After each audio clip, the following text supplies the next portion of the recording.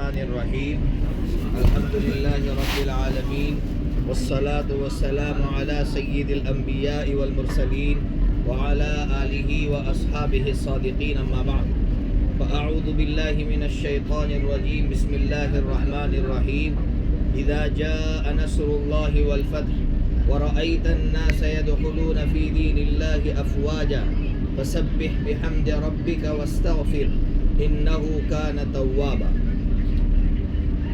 یہ جو سورت ہے ہم میں سے ہر ایک کو یاد ہوگی، لیکن ہم کو یہ نہیں معلوم کہ یہ سورت اللہ تبارک و تعالیٰ نے کب نازل فرمائی اور اس سورت میں اللہ تعالیٰ نے کیا میسیج دیا ہے۔ دو چیزیں سمجھ لیں گے تو بہت کچھ سمجھ میں آئے گا۔ اللہ تعالیٰ نے جب یہ سورت اتاری تو کب اتاری؟ جب حضرت نبی پاک صلی اللہ تعالیٰ علیہ وسلم کا مشن پورا ہو گیا۔ آپ اس دنیا میں ایک مشن لے کر آئے تھے، انسانیت کو اللہ کا پیغام دینا، اللہ کا تعارف کروانا۔ جب یہ مشن پورا ہو گیا تب یہ سورت نازل ہوئی۔ اب یہ سورت ہمیں کیا پیغام دے رہی ہے وہ سمجھیے۔ جب بھی یہ سورت پڑھیں ہمارے دماغ میں یہ تین چیزیں ہونی چاہیے جو آپ تک پہنچا رہا ہوں۔ میں ہمیشہ کہتا ہوں کہ بیان کم سنو لیکن قرآن کو زیادہ سمجھو۔ قرآن کو جتنا سمجھیں گے اتنا فائدہ زیادہ ہوگا۔ تو اس سورت کے اندر اللہ تعالیٰ نے تین پیغام دیے۔ کیا کہہ رہے اللہ تعالیٰ کہ جب بھی تمہارا مشن پورا ہو جائے، اب ہم حج کو مکمل کر رہے ہیں، ہمارا حج آج مکمل ہوگا یا کچھ ساتھیوں کا کل مکمل ہوگا، ہمارا آج مکمل ہو رہا ہے تو ہمارا بھی ایک کام، ایک مشن پورا ہو رہا ہے تو ہمیں بھی تین کام کرنے چاہیے۔ قرآن کہہ رہا ہے پہلا کام فسبح، پہلا کام اللہ کی پاکی بیان کرو۔ پہلا کام سمجھ میں آ گیا بھائی؟ بولو زور سے، اللہ کی پاکی۔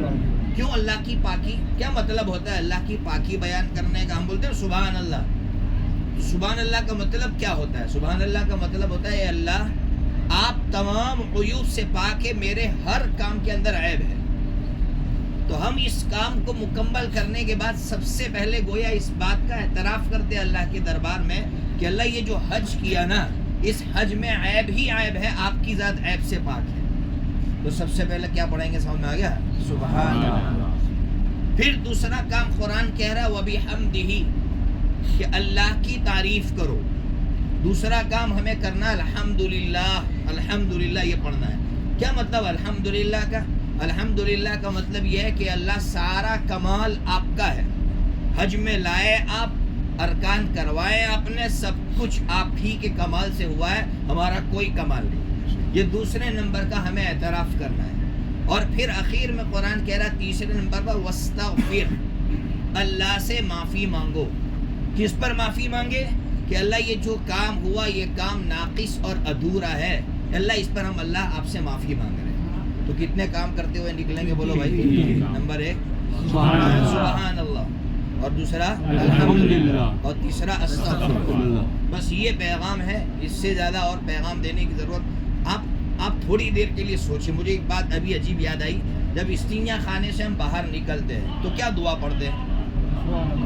بولو غفرانک۔ سب سے پہلے بولتے ہیں غفرانک۔ غفرانک کا ترجمہ ہے اللہ میں آپ سے معافی مانگتا ہوں۔ ارے یار ٹوائلٹ سے باہر نکل رہے ہیں، کائے کی معافی مانگ رہے ہیں؟ تو علماء نے، محدثین نے عجیب بات لکھی ہے کہ ٹوائلٹ میں جب ہم گئے تو ہم تھوڑی دیر کے لیے اللہ کے ذکر سے غافل رہے تھے، اس پر ہم اللہ سے معافی مانگ رہے ہیں۔ حالانکہ اندر گئے تھے تو اللہ کی ذکر سے جو غافل ہے وہ غیر اختیاری طور پر رہے تھے، ہمارا کوئی اختیار نہیں تھا، اس پر ہم معافی مانگ رہے ہیں۔ تو پھر سوچنے کی ضرورت ہے کہ ہر وقت اللہ سے معافی مانگنے کی کتنی ضرورت ہے۔ ایک بات۔ دوسری بات، آپ طائف جائیں گے، اللہ ہر ایک کو لے جائے۔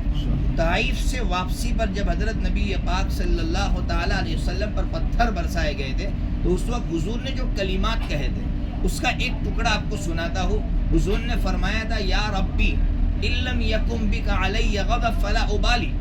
کیا کہہ رہے حضور؟ یعنی یہ جملہ جب بھی یہ تنہائی میں بیٹھ کر ہم پڑھتے ہیں تو رونا آتا ہے۔ حضور اللہ سے کہہ رہے کہ اللہ آپ ناراض تو نہیں ہے مجھ پر کہ ناراض ہو کے تو یہ حالات نہیں بھیج رہے، آپ تبلیغ سے واپس ہو رہے ہیں اور تبلیغ سے واپس ہونے کی حالت میں آپ کو پتھر مارے جا رہے ہیں، اس پر آپ اللہ سے یہ کہہ رہے کہ آپ مجھ سے ناراض تو نہیں ہیں۔ پھر آگے کہہ رہے غیر ان عافیتک ہی اوسع لی، یا اللہ لیکن اگر تو ناراض نہیں ہے تو مجھے تیری عافیت کی ضرورت ہے۔ بہرحال تو یہ پورا ہمارا جو آج حج کا جو ہمارا کام مکمل ہو رہا ہے، اس پر ہم 3 کام کریں گے۔ اس میں تیسرے نمبر کا جو کام ہے استغفار، مسلسل اللہ سے ہر نماز کے بعد معافی مانگے کہ اللہ جیسا حج کرنا چاہیے تھا ویسا حج نہیں کیا۔